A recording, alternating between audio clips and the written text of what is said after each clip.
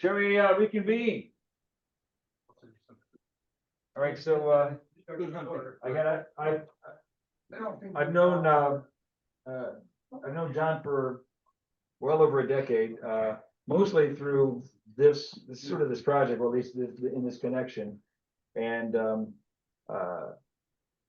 I said earlier, when this project sort of shut down, it got a lot of the equipment sort of got sent over to BOCES, and then I helped them with that a little bit, and then they got out of it, and now we've been doing it since I think 2017, 2016. Sounds about right, yes. And we do it every year, and it fills up. But anyway, so John, over to you. Okay, well, first of all, thank you. Thanks, Bara, for inviting me to talk about Project Blue Horizon. It was a very interesting period in my career. The project ran from 2006 to about 2012, and as Drew said, we ended the balloon program at that time, and then carried on with BOCES for a little while, and then BOCES came over to Copernic, or a lot of our equipment. So I'm glad that it's getting good use. So without any further ado, let me just quickly tell you about myself, because they always told me, before, when I was working at Lockheed, you have to have a chart about yourself. So here's 67 laps around the sun condensed into one chart of like 10 bullets. My name is John Ceccherelli, call sign N2XE. I was born in 1958 in Allentown, Pennsylvania. And then 32 years later, I was first licensed as a ham. KC4TXR was the call. I lived in Virginia at the time. That was in 1990. I love that call. I hung on to it for a long time because, I could always, tell people it's KC4, transmit, receive. I love the TXR part of it. So when it came time, I was doing a lot of CW, so I bought the best call that I could find. So N2XE is a vanity call, but a couple of elements. I wanted the X in the call. So that's how N2XE came about. It was available, I took it. I paid for college as a broadcast engineer and on-the-air talent at 2 local radio stations, WENE, which is still on the air. That's the 5 towers on Pierce Hill, and WKOP, which I believe is dark. That's defunct at this point. Being a disc jockey and on-the-air personality didn't pay very well, so I went on to work for IBM for 27 years. Retired from there in 2006. Funny thing is, I started March 26, 1978 at IBM. My last day at IBM was March 26, 2006. My first day at Lockheed Martin was March 27th, 2006. And then I retired this year, March 27th, 2025. So that's basically my story. 19 years at Lockheed, in addition to the 27 at IBM.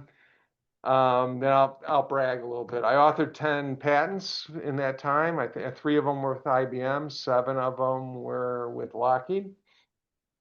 For a while, I worked for the ARRL as a technical editor for QST magazine, which was a fun experience. So you would get these manuscripts that other hams would send in for articles. And it's amazing how poor of a command of the English language a lot of radio amateurs have. But it was a real challenge as an editor, because you don't want to change the voice and the tone of the article. But sometimes they made it a real challenge. But that was fun. I did that. I've also authored 3 articles that are, they're floating around there. One was on the Vibroplex, story about the key. One was about this project I'm going to talk about, Project Blue Horizon. It was called The Flight of PBH-8, I believe. And then there was another article that I wrote about, I think the title was the Dipole Dilemma. And it was basically focused on portable dipoles, or portable antennas on hilltops. I thought it was an interesting article, but anyway, I don't know if you can still search for those or not, but anyway, like I said, I retired from Lockheed Martin in March of this year as a principal RF engineer. And so here I am enjoying retired life, having a lot of fun with ham radio, by the way. Since I retired, I have a wife, my wife Jenny. We've been married for 45 years. She does not like it when I introduce her as my first wife, but she's my first and only. I have three boys, Mike, Greg, and Anthony, and Susie the dog, who, by the way, gives me like undevoted love and attention and never complains about anything of that. I know it. I know it. But so I walk her every day. I mean, some of you have heard me on the Cedric net, and that's the first thing I do when I get up is take her for a walk. Anyway, so what is PBH? PBH, Project Blue Horizon, was a high altitude balloon project that Lockheed Martin's engineering leadership development program did. Was initiated by Steve Betza. Some of you might know Steve. His old call is WZ2V. I think he has a new call. It's KK2CW. Now, I don't know why he went from a 2x1 to a 2x2, but he's an extra. But anyway, he was a director at Lockheed, and he kind of dreamt up this whole program. Now, the Engineering Leadership Development Program is a program for early career engineers at Lockheed Martin. It's a competitive program. They have to be interviewed and go through a process to get into it. So what we try to pick out some up and comers for that program. The purpose was to give the participants of that program, we would give them a statement of work. We say, okay, look, we want you to do this. For example, break the amateur radio balloon altitude record. And we give them a set of requirements. You know, you have to meet these requirements, those requirements, and then they took all those requirements in a statement, and they would come up with a proposal back to us leadership guys at Lockheed. So we would kind of like run it like it was the same kind of a program we would run at Lockheed, and that was the whole point. Was we're going to make you go through all the processes and procedures that we do on a regular program at Lockheed. And we're going to grind you through this thing in 1 year. And you're going to see a program from cradle to grave and figure out how to get it done, use all the tools, and then you're going to take all that experience and bring it back to your regular job. That was the point. It was, while it was infinitely interesting, you know, what we did and what we encountered with high altitude ballooning.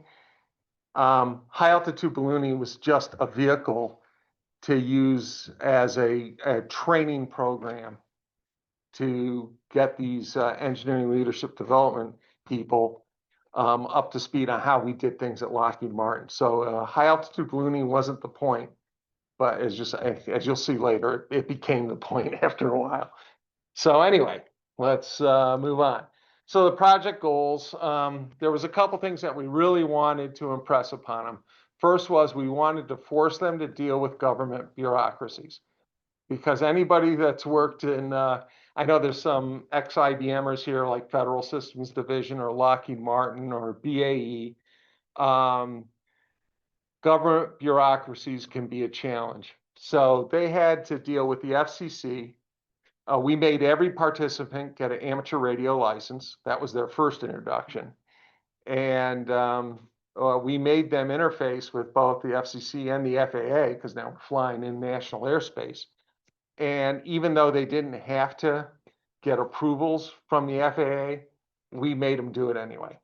But that was fun. Actually, both those agencies were enormously cooperative and great to deal with. Unlike some of the ones that I dealt with in my job at Lockheed, which were not fun to deal with, but for the most part, they were excellent. The second thing we wanted to do was put them out in the real world. We wanted, you know, there's three things you deal with as an engineer. You've got your knowns, you've got your unknowns, and then you have your unknown unknowns. So we wanted to put them out in the real world, get them out. You know, who knows what the weather's going to be on any particular day. And they've got to schedule these balloon launches and whatnot. And they had to deal with a lot. So I think being out in the national airspace in the real world was very instrumental, particularly in trying to turn these young kids essentially into competent engineers. So we'll get on to like the technical stuff. It basically boils down to two things that we gave them as like the real requirements. First one, break the amateur ballooning altitude record. So the first couple of years they kind of focused on that. Later years, once you know, spoiler alert, they broke the amateur ballooning altitude record. In later years, it was okay, go across the Atlantic, see if you can get across the Atlantic.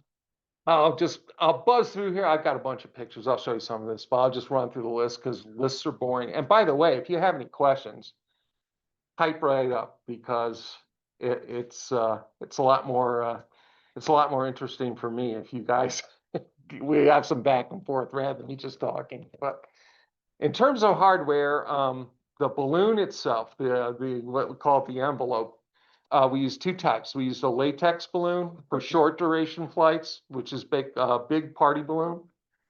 And it go up and it'll burst and then the whole thing comes down. They don't last very long. The typical mission was like 3 to 6 hours, depending on how much you filled it up and what the rate of ascent was. It's supposed to. It's supposed to. Yeah, I guess your last flight you underfilled it, which made for a very exciting flight, though.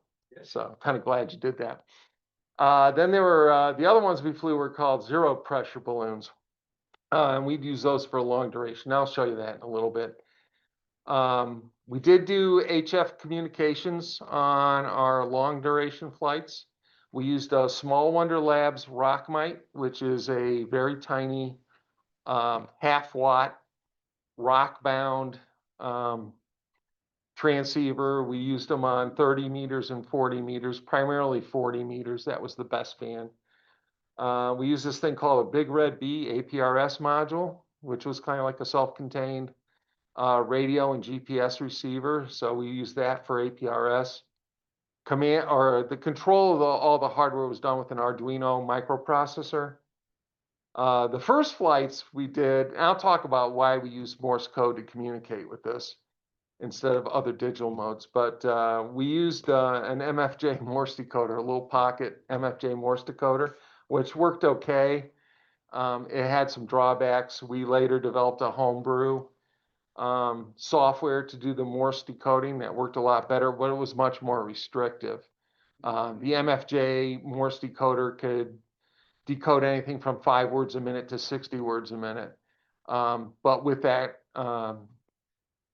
there's some issues that come up with that. Sometimes it would give you just a series of E's and T's because it hadn't synchronized to whatever speed you were sending. So we ultimately built a homebrew Morse decoder that was it was 15 words a minute. So that was kind of like the ground rule. Anything you sent to it had to be 15 words a minute. It had to be the standard Morse timing, 1 element for a dot, 3 elements for a dash, 1 or 2 elements, whatever it is for the space in between and word space. So it was pretty restricted, but it worked a lot better. What were you sending We would send commands like, several. If we want to know where it was, we would ask it for a status message.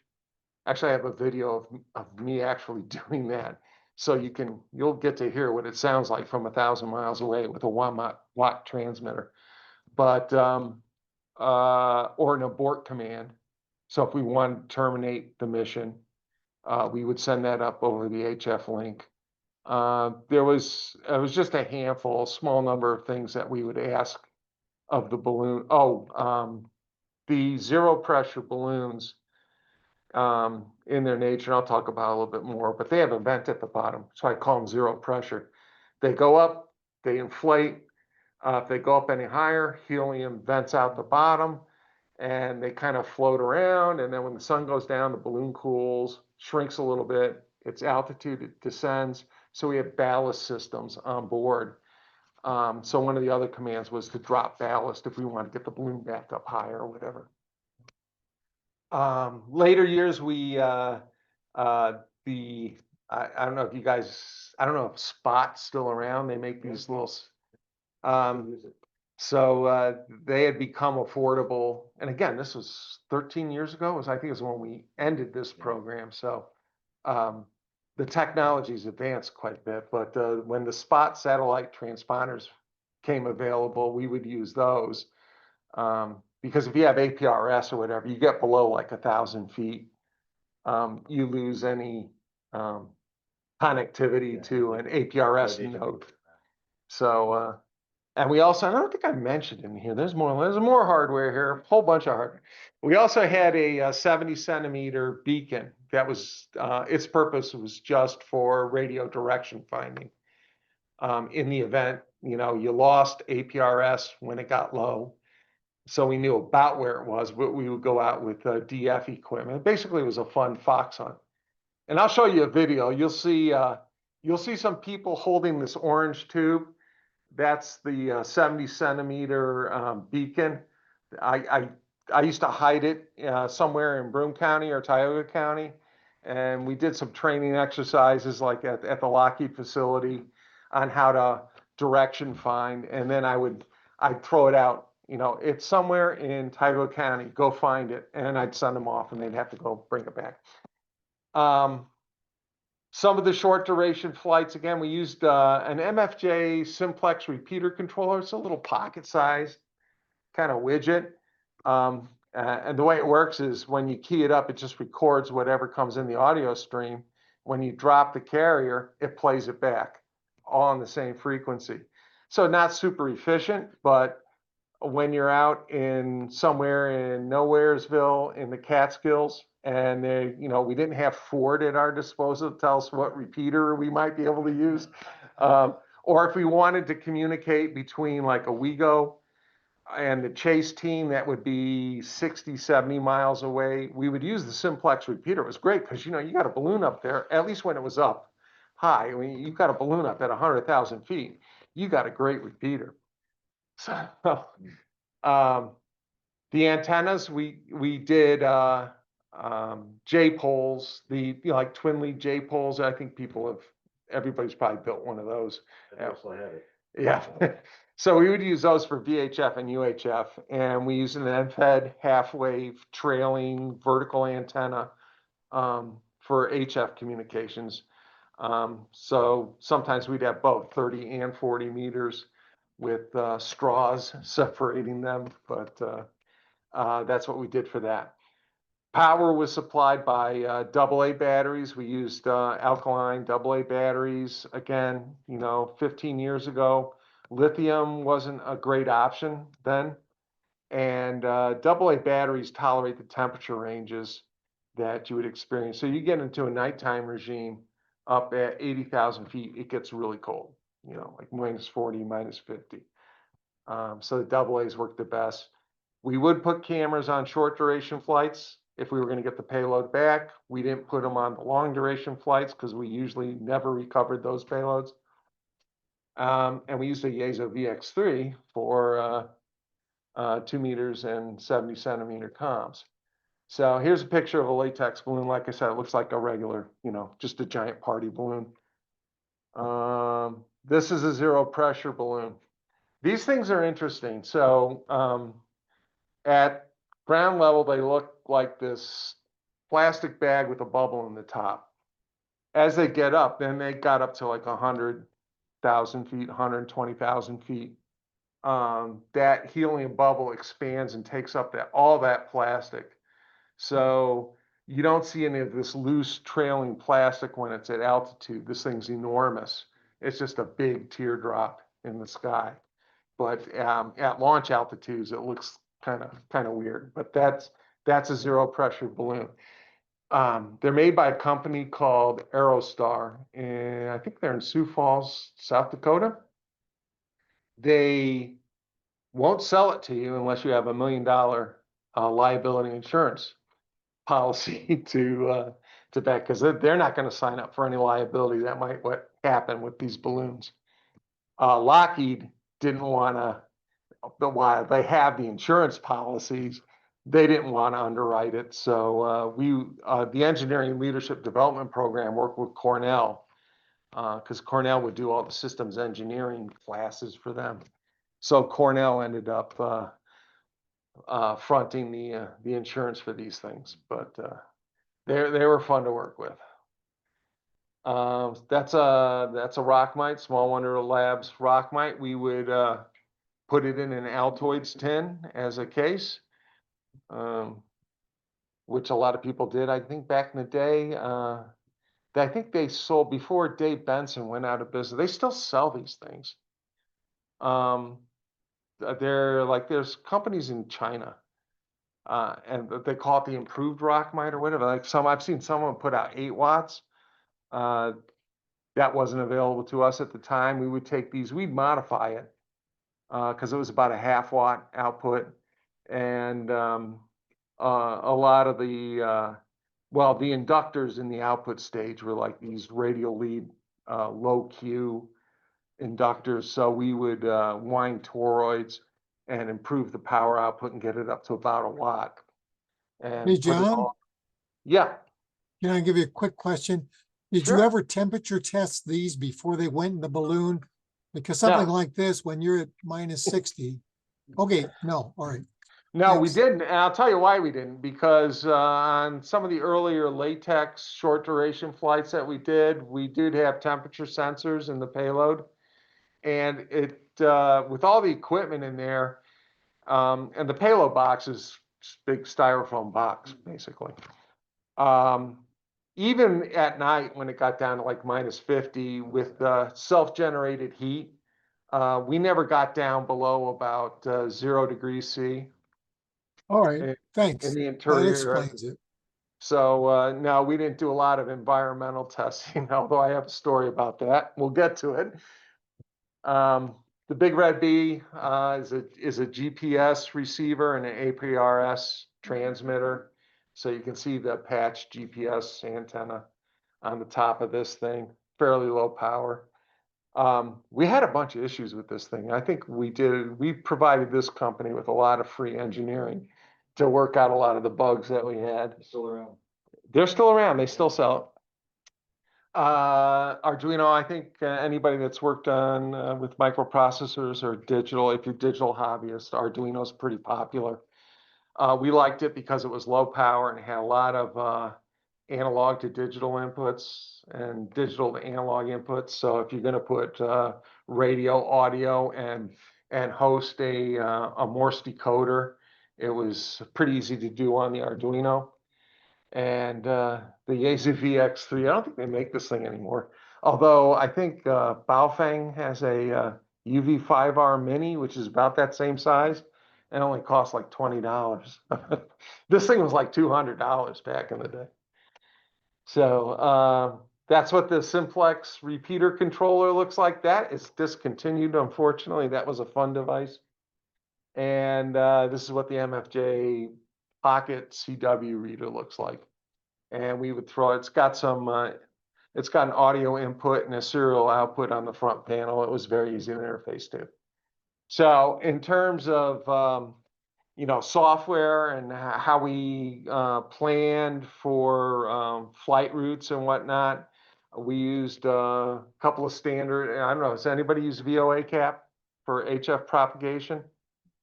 It's freeware. It was written by Voice of America, hence the VOA, and it works pretty well too. They give you a choice of antennas, and you tell it what frequency you want to work at, and it'll take all the solar indices and import that into the software, and it'll tell you where it thinks you have a path to communicate. There was, I think it was NOAA, National Oceanic and Atmospheric Administration, does HyperSIL, which is a program that will tell you what's going on with atmospheric winds from ground level up to, I believe, 60,000 feet. Got a little dicey because oftentimes we were flying above 60,000 feet. So, and things change. Things change a lot once you get out of the troposphere and into the stratosphere. So between about, it depending on the weather and the time of year, between 45,000 feet and 55,000 feet, you hit that tropopause, which is an interesting layer of the atmosphere. And I don't know if anybody looked at the APRS track from the last balloon launch that Copernic did.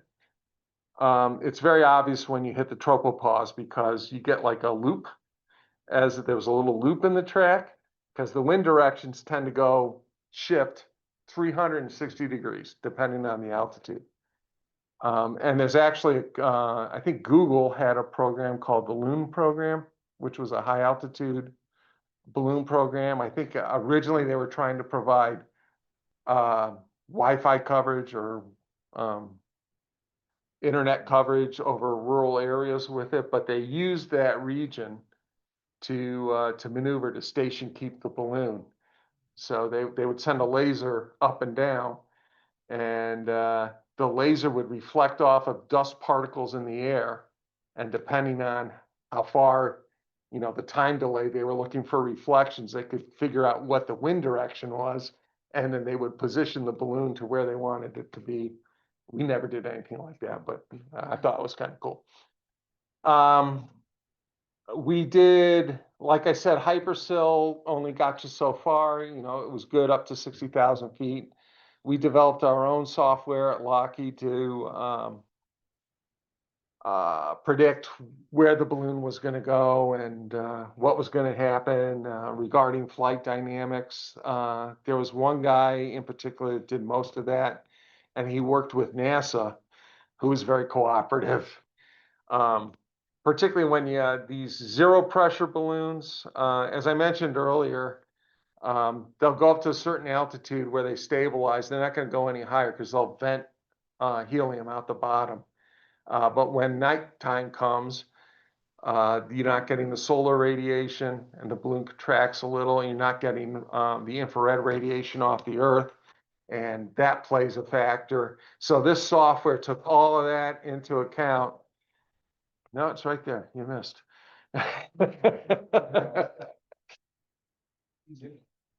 And the last thing I'll mention is we kind of invented a Morse code language to talk to the air vehicle. The teams did a lot of studies on what kind of protocol would they want to use to communicate with a long distance air vehicle. And the first attractive alternative is some of these digital schemes because they work very well with low signal. The problem with that was it takes, they have like onboard microprocessor to run the software. So they were a lot higher power, and power consumption is an issue when you're trying to fly for 4 or 5 days and you've got a limited battery resource to do it with. They also wanted it to be accessible to amateur radio operators in case, if we were in a situation where we didn't have direct communications with the air vehicle, we could have some other ham in another part of the world communicate with it, which we did, by the way. We aborted a flight past the Azore Islands with a guy on the Azore Islands, and we gave him the secret decoder ring. This is how you do it, and he did, and he was successful. So basically, it was the way it worked was you would send out the call sign, whatever call sign we were flying. We used to fly my call sign a lot, so it'd be like N2XE, and then they would repeat a 2-letter sequence. And again, I got to give the guys that were the ELBPs that came up with this, because they did research on what are the least used letters in every alphabet across the world. Because, you could potentially pick up transmissions from anywhere. So they came up with these 2-letter commands, and you had to do it twice. And I remember to get a status message, it was MT. So you would send up N2XE, MT, MT. And then it would come back, give you, if it got it, and give you a status message. But they had a whole lexicon that they put together to communicate with it. So, what's that sound like? So I have a video of me talking to the balloon from about 1,000 miles away, and I'm not sure where you hit it. All right, so let's see if I can bring it up. And that was the. And that was the U2. Okay, that was the YouTube. Yeah. Okay, hold on. Give me a second, I gotta find it. All right, and go back to here. Let me stop the share for a second. You gotta bring While up. he's doing that, why would you abort a flight? Turn the volume way up when you play that, by the Yep. way, because it's so light. Okay. I'm going to talk about why you would want to abort a flight. There we go. Something to do with unfriendly airspace? He'll get Yeah. There you go. okay. Yeah. That's me sending the So would you command. like to tell us what you're doing, Dad? That's my son who's recording. Oh, they're not seeing it on the screen. No. Now, what air vehicle are we talking about? We're talking about a high altitude, balloon that's currently approximately 1,500 kilometers west of the Azores in the middle of the Atlantic Ocean. Oh, wow. Oh, here's. See, that's it. So that's what 1 watt sounds like from 1,000 miles away. It's a version of Summits on the Air. Yeah.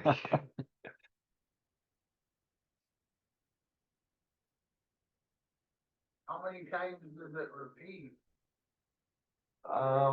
Several. I don't remember exactly. I'll copy it down. Status message. So what was in the status? The status message showed me that it's at, north 40.157, latitude west 41.460, longitude, 25,500 meters in altitude, and battery voltage. Most importantly, it's a 9.2, which is very encouraging because nominal is 9 volts, so we got great battery voltage. Oh. Well, that's, So I gotta put this and send this user input. This is you can tell. Can you tell that was before I got bifocal? I'm looking over the top. So, Young guy. All right, so let me go back and stop the share, get you back to your presentation. all right. I still see it's just like Mike Blake's face. Yeah. Right. You're so lucky. All right, let me go back to this. And I can find whatever page I was on. we'll slideshow from. I'd like to ask, you have the recording on? Yeah, you left it on. You never said- Oh, okay, good. Okay, so we're back to where I was. All right, and actually I need to stop the share, then I gotta, so that they see what you wanted to show them, this one. Yeah. All right. All right. Can and you guys see that? You Mike? guys online see Yeah, it? Mike, can you see the 1 watt? Sounds like 1,000 miles away, then a YouTube link? All right, we'll go with that. All right. Yes. All right, so. Let's see. Not on the right screen. It's, why is it not? oh, I mean, It might be on the wrong one. Rising. It's not showing on Okay, this. wait a second. Okay, from current slide. All right, let me stop the slideshow.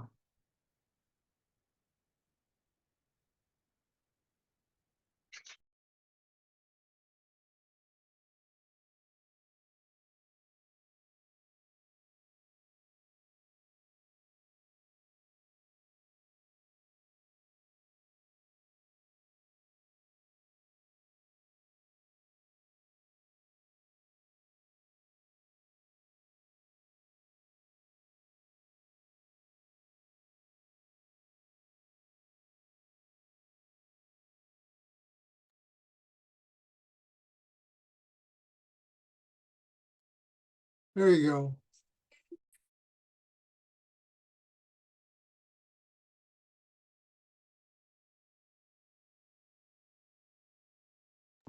There.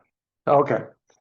So hopefully you can hear me and we got everything back online here. All right, so let me talk about some notable stuff that we did. I mentioned earlier, we broke the amateur balloon altitude record. That was way back in 2007. We accidentally let go of a balloon before we tied it to the payload. So after that, we implemented something I call 3-point communication, which went something like this. I'm going to hand you the balloon. I understand you're going to hand me the balloon. I am handing you the balloon. I understand you are handing me the balloon. Do you have the balloon? I have the balloon. So we go and we made them go through a very rigorous communication process, so that didn't happen again.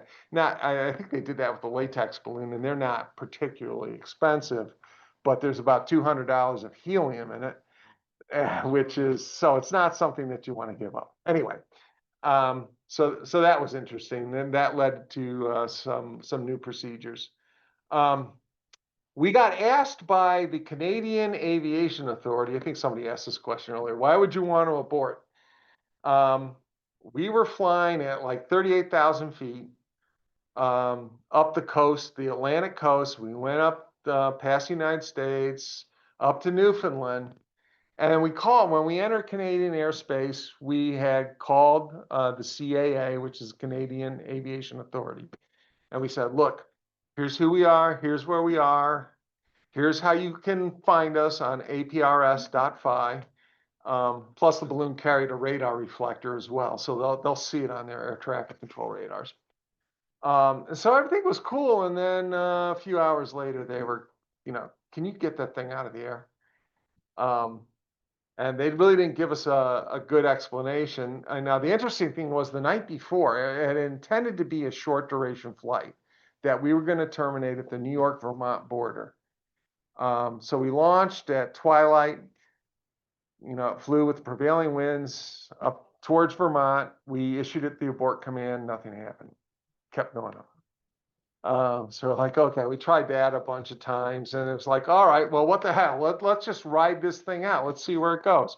So now we're 1,500 miles downrange over Newfoundland, and they want it out of the air. So it was like 5 in the evening. The sun was still up, and so we told them, it's like, all right, we'll try. We would have done that over our country yesterday if it had worked, but we'll give it a try. But it did. It was successful, and it did come down in Newfoundland. Actually, the air traffic controller that asked us to get it out of the air felt so bad about it, he went out on his snowmobile the next day, because we had a position. We had an APRS position on the ground. So we knew exactly where it was. So we gave him the coordinates. He went out there, he retrieved it and sent it back to us. So it's very nice. So anyway, that instant, how did it abort? Yeah, what takes place? We used, this is an interesting story. So we had several different abort mechanisms that we used. The first one was an explosive abort, which was a Bic pen casing. With epoxy, you'd fill it with gunpowder, put an Estes rocket igniter in the middle, and seal everything up with epoxy. And then you would have like the flight line on the top, and then a flight line on the bottom, and a wire that went down. When you wanted to abort, you blew the pen up. That worked like gangbusters. That was the most reliable. Then when Lockheed found out that we had a can of gunpowder in the radar tower on the facility, they weren't too happy about that. So in the next year's program, we wrote a requirement that they could not use an explosive abort, and they used like a capture hook and a servo. So same basic kind of thing. I'll talk about that too, because that got interesting. But anyway, so I believe this one had the explosive abort, and it worked. No, it didn't. There was a third mechanism that we used, which was a piece of nichrome wire that we wrapped around the nylon flight line. And we had a little relay and some lithium batteries in a box up on the flight line. So you would heat it up, it would melt and separate. That's what was on this flight. So anyway, they tell us to get out of the air. We do. It was nice. They sent it back. Then we get a call from the FAA.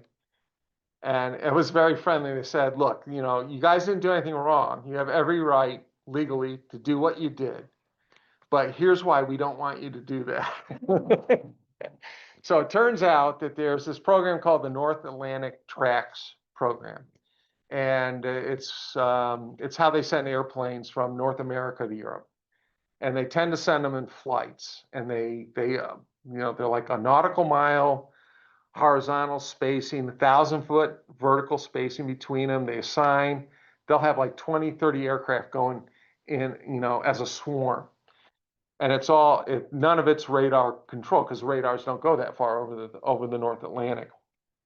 So they explained to us, we had a meeting, the FAA came, we had the CAA on the phone, and they're going through the whole North Atlantic Tracks program, telling us, you know, like if you're flying at 37,000 feet through air, we have to clear out 8 nautical miles this way and so many thousands of feet. So we told them, okay, well, we won't do that again. At least not at that altitude. We, like I said, they had developed a flight prediction software. Mhm. So we would schedule the flights when the conditions were such that it would go over the Southern Atlantic and that the flight path wouldn't take us over the North Atlantic. So that's how we avoided that. We had one flight where we landed in a game preserve in Pennsylvania, and they thought we were an animal rights activist group and we were taking photographs. I don't know what they were doing there. But you know, it was like this you know, fenced off area, and we called them and said, you know, one of our balloons landed, and they were very suspicious, but eventually they relented and they escorted us to where the balloon was, and we knew where it was. Although we didn't get an APRS reading, that's where the HF came in handy, because you know, if you got within 10 miles, you could hear it on HF. And we had the APRS or the GPS location tapped into the HF, so we could find out from HF where it was. So that was interesting. And somebody asked about the abort mechanism. We melted an abort mechanism at 100,000 feet. So this is one of, like I said, you have your knowns, you have your unknowns, and you have your unknown unknowns. Although this one should have been a known, but they used a black piece of PVC to build a servo capture hook release mechanism. Well, when you're out at 100,000 feet, there's virtually no air up there, and there's a very intense sun. So black just heats up and heats up and heats up, and you get no convection cooling, and it ended up melting and released the payload. And I think I was in Eagan, Minnesota on a business trip. I remember they called me and said, you know, the payload's coming down. I said, what do you mean the payload's coming down? I said, is it free falling or is it on the parachute? And so they're looking at the GPS and saying, well, it looks like it's on the parachute because it was falling like 1,000 feet per minute. It's like, oh, okay, don't know how that happened. The other interesting thing, and I have a bullet here, there was a rival group. We kind of had a friendly rivalry trying to get across the Atlantic. It was called a White Star Balloon Group. And it stemmed from a University of Tennessee group that had done a balloon. They tried to cross the Atlantic. It was called the Spirit of Knoxville or something like that. But they knew that we were trying to get a balloon across the Atlantic. We knew they were trying to get a balloon across the Atlantic, but we also cooperated with each other. If they had a technical issue they couldn't figure out, you know, sometimes they call, like HF Communications, are like, how you guys doing that?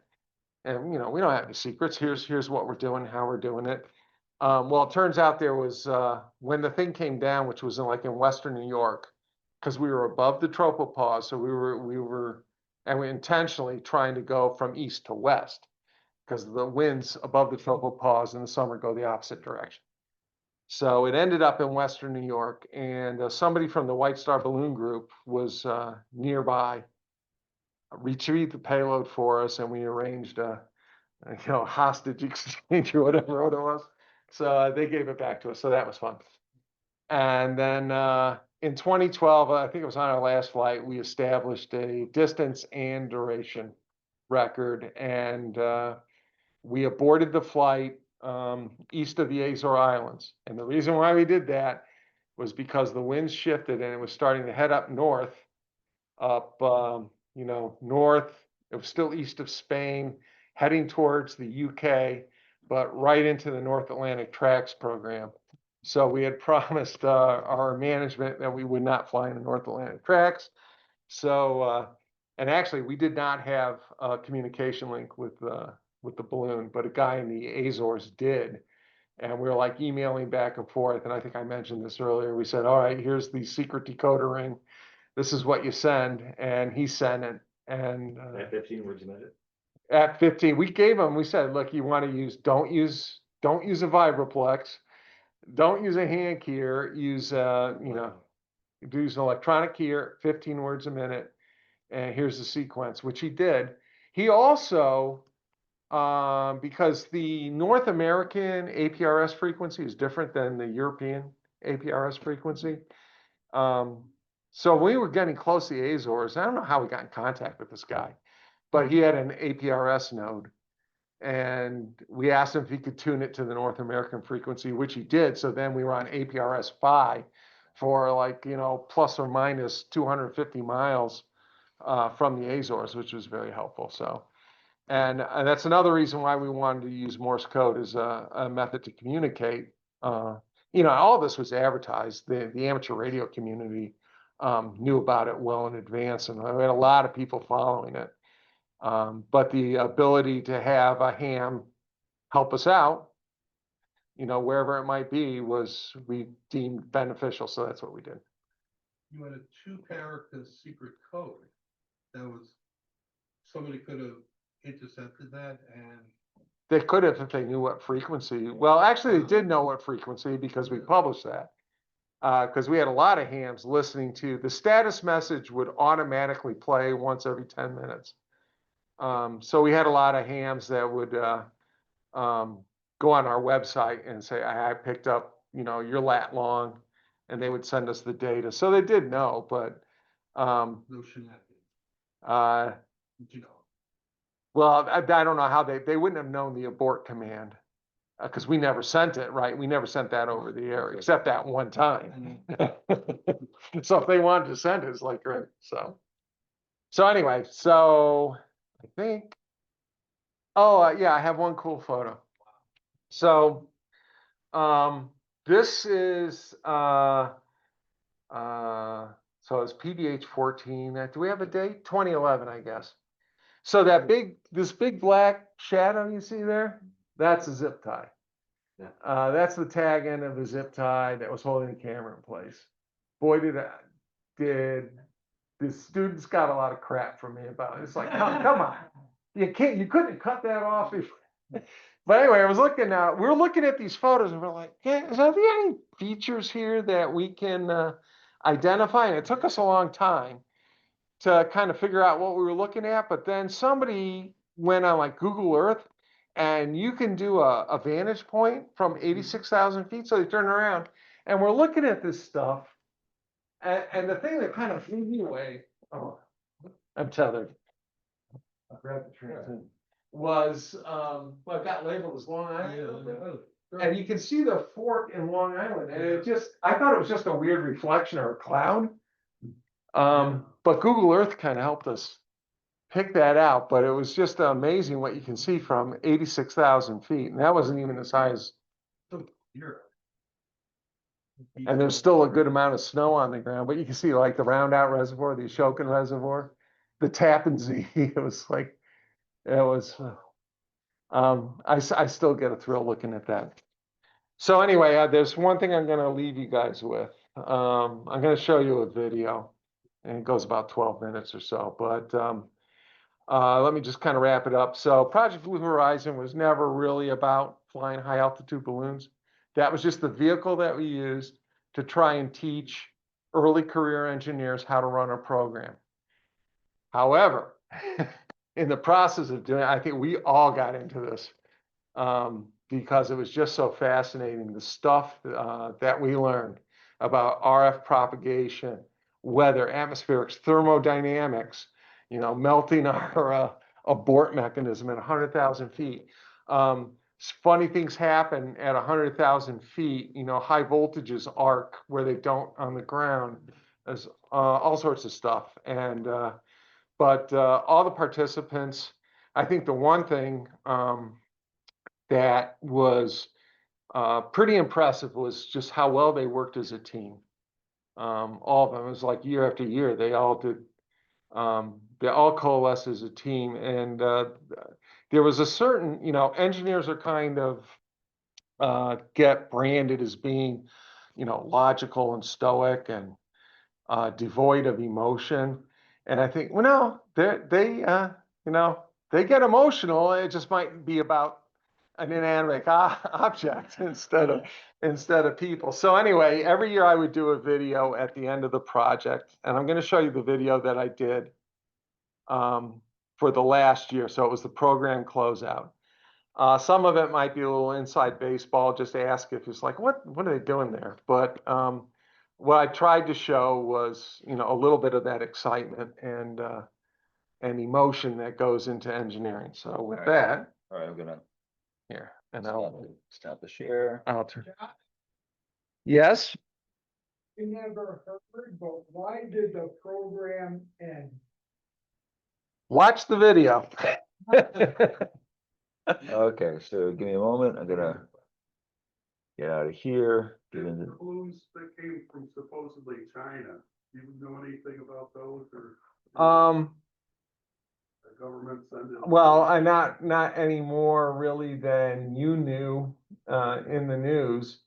I did, people were saying that it was like a spy mission. I'm a little skeptical. I think it might have been a scientific payload that, you only have so much control.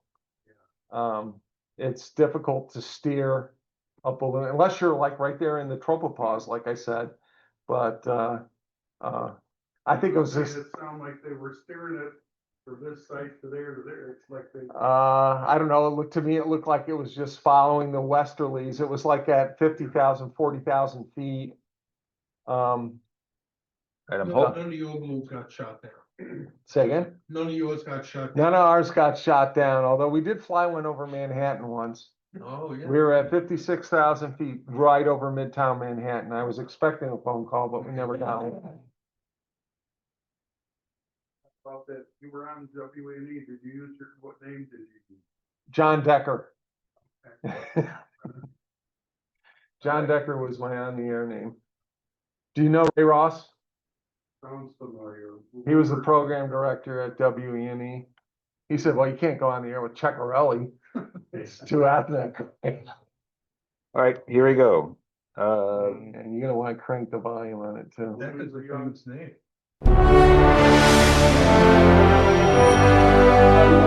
That's really loud part. Okay. Go ahead. Okay.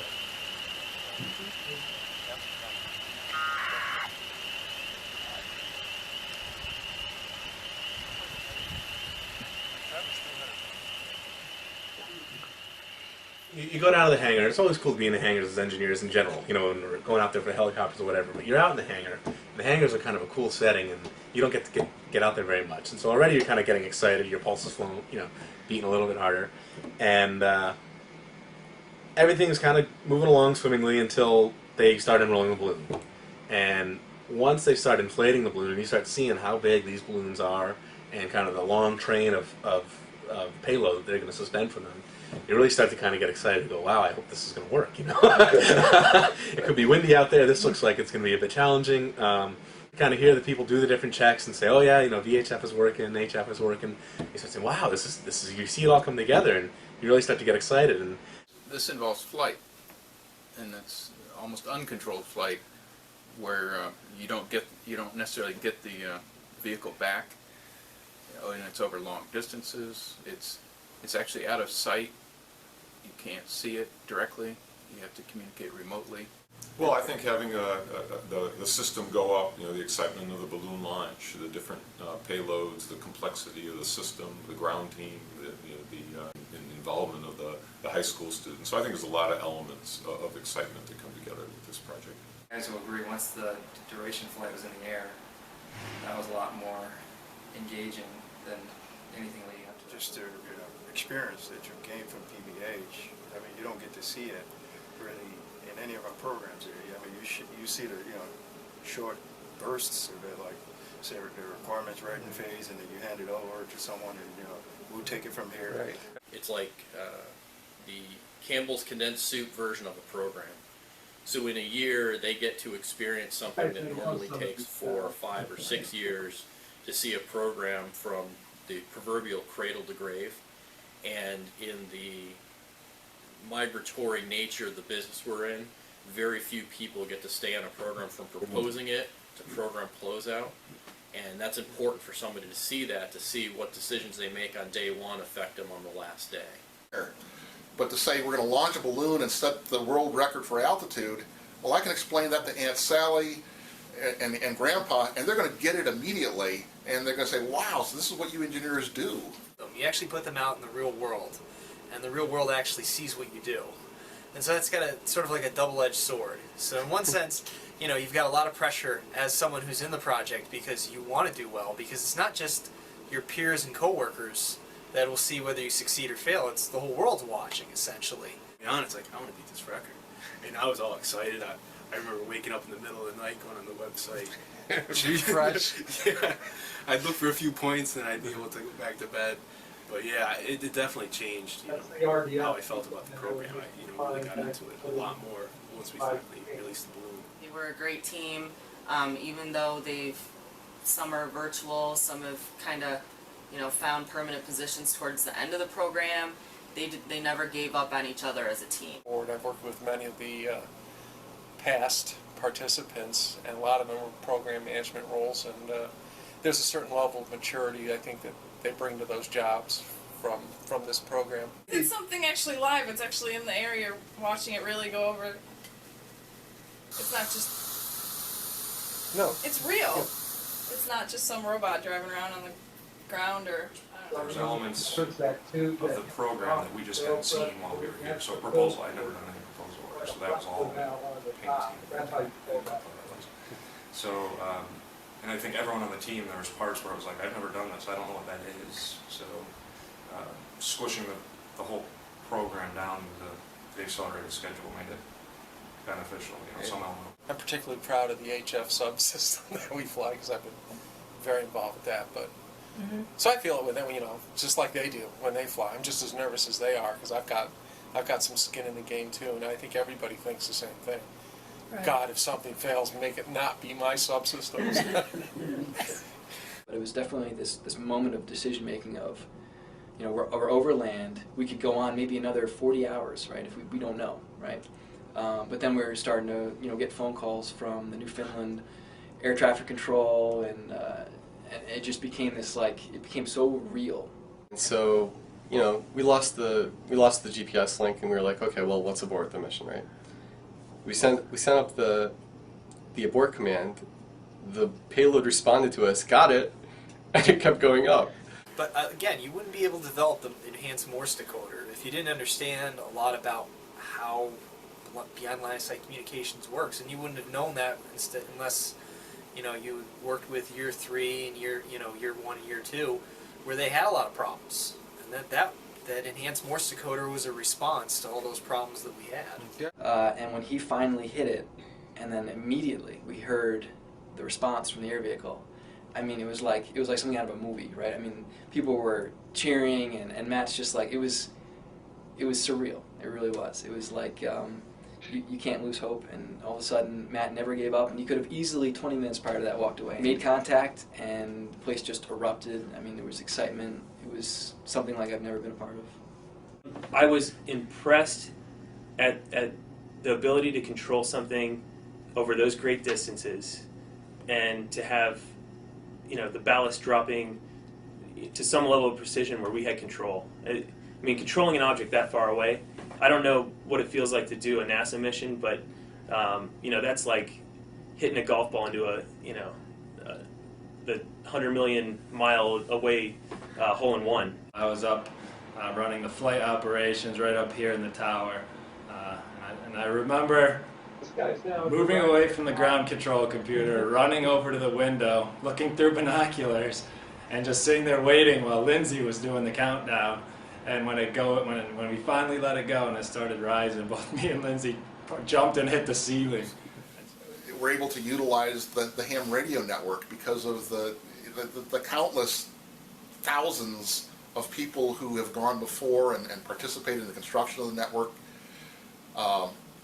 And everything that we do in engineering really relies on that infrastructure and that background. And as we accomplish things, we ourselves are adding to that deposit of knowledge and accomplishment that other people are able to leverage. Having people from the Azore Islands, from other places in the United States, even Spain, waiting already to help out, definitely, it was a totally different experience. And it was a great experience. Well, I was just looking at the 6-year goals this morning, and I remember when we set them. I think Betsa set some of those stretch goals, and I was thinking, you're crazy. You know, they'll never achieve that, but it's nice to show it, you know, so they have something to shoot for. Yeah. I really didn't expect they'd get this far, and I'm really impressed they did. The bottom line is anybody can float a balloon and just, try to maintain communications with it and catch the last signal. And then it comes down somewhere you don't know where. I mean, although we didn't recover the payload, we know where it came down. And we know where it probably lies, at the bottom of the ocean.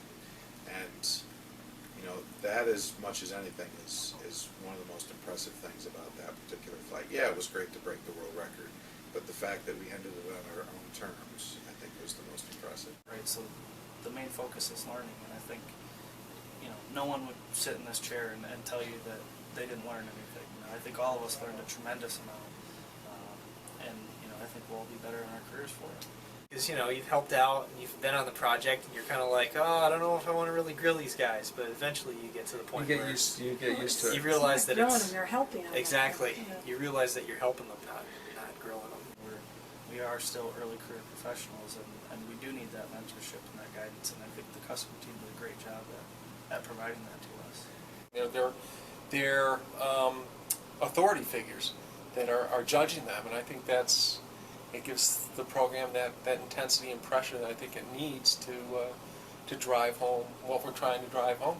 I thought it was one of a kind, really once in a lifetime opportunity, I think. In what regard? In a good way. I think it was very character building, really taught a lot about motivation and determination, seeing commitments through. It was just an excellent opportunity. You see what they're going through, and I guess I'm a little closer to it than most. But you know that people are grating on other people's nerves, and they have no home life.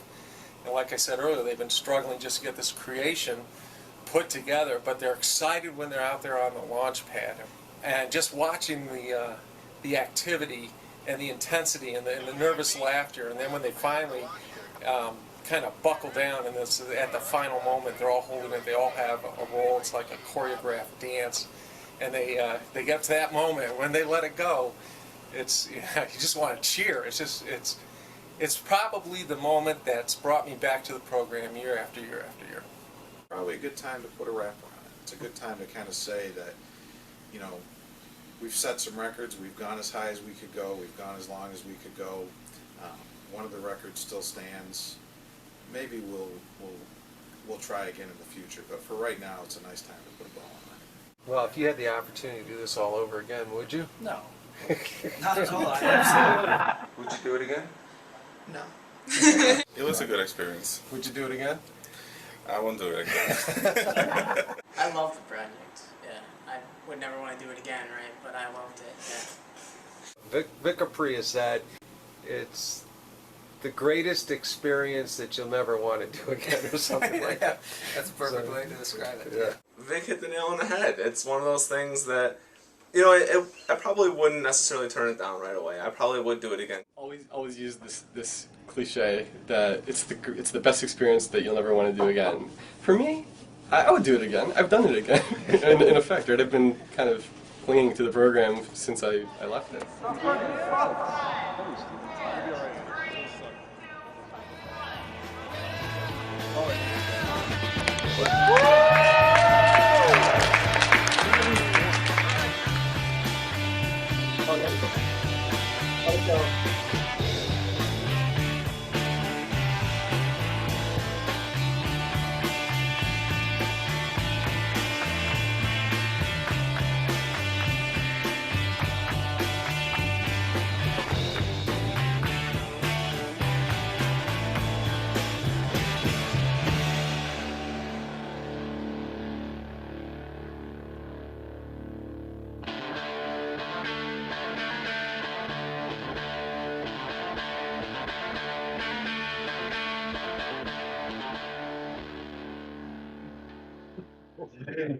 All right.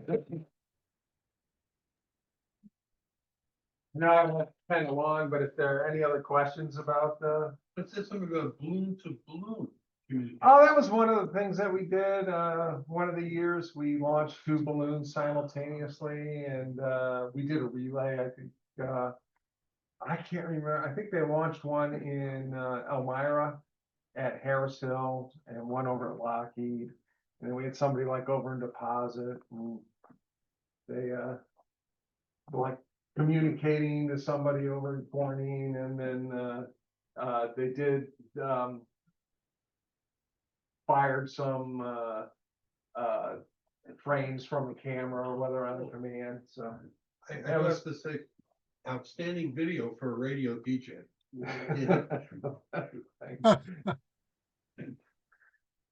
Well, John, thank you so much. This was great. I mean, I end up I'm going to show you a couple of things that we did at Copernic this past year, and let me see if I can blow this up a little bit. I think this is stuff we will wait. So this is our slow scan television. I'll share this with those on the live stream here. So give me a moment. Just gotta get the windows in the right place. And so again, we've been flying since 2016, 2017. A number of basically a latex balloon going up to about 105,000 feet. In the last couple of years, through the help of Gary Dewey, AB2GD, who put together a little Raspberry Pi slow scan system. Basically, we flew slow scan on these last couple of flights, and most recently, the one we just did this summer, we let the ARL know about that, and they publicized it, and I probably got 50 reports from different people from as far as like New Hampshire, Rhode Island, into Ohio, down to Pennsylvania.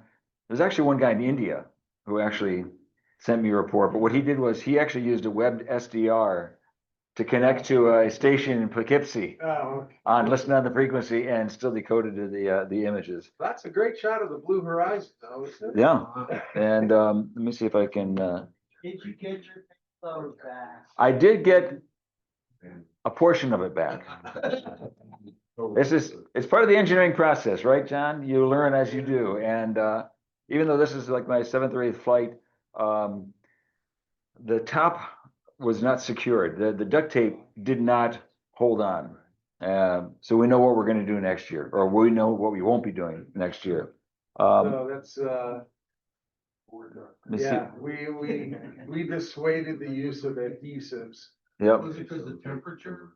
The temperature reduces their effectivity, Yep. and the low pressure also outgasses a lot of the organic compounds that make it sticky. So Yeah. that's why. That's why I always advocate for a cohesive versus an adhesive bond. Yes. So actually, one of the things here you can see in these images, we discovered that even though they were both transmitting on 2 meters, the slow scan and APRS, we feel that these are actually APRS packets from our transmitter that somehow managed to get in there and interfere with things a little bit. I know last year I was able to watch this from home on APRS. Yep. Yeah. I'm sitting there in my house watching, hearing you guys talk and watching it on my thing. So also, last week, or so for almost a week, the ISS was sending on slow scan. And these are images that I captured here, that they had sent down by a slow scan. Here, I think were there were times when we actually had I forgot to turn off the APRS digipeater we have here. And these were live images. Yeah. Some of them. But this, for sending a picture through an audio channel, I think this is pretty darn cool. Can you use 70 centimeters to get the frequency diversity? We probably could, yeah. Yeah. 2 meters? Yeah, we just have to change the hat on the Right. well, yeah, when we replace it. That definitely is an APRS packet, but anyways, just to give you a sense of some of the images that came down, they were pretty cool. Anyway, so Slow scans, is that like 480 interlace line, 480 lines? it depends on the mode that's shining. There's probably 24 slow scan television modes, and so hold on, that was I'm sorry. No, they were using PD 120. Right. Yeah. Yeah. Well, again, I also had a 22 element Yagi that was tracking with the SFET preamp, so I was in pretty good shape. But I also have a picture. I'll show you if those that want on my iPhone, and I had a little 3-element Yagi and my Baofeng, and I was just holding the Baofeng up to my phone, and it was decoding the image. So, all right. Well, anyway, thank you much. Look forward to having you. Any of you come up here for the QSL party, and we'll see you next month. Next month.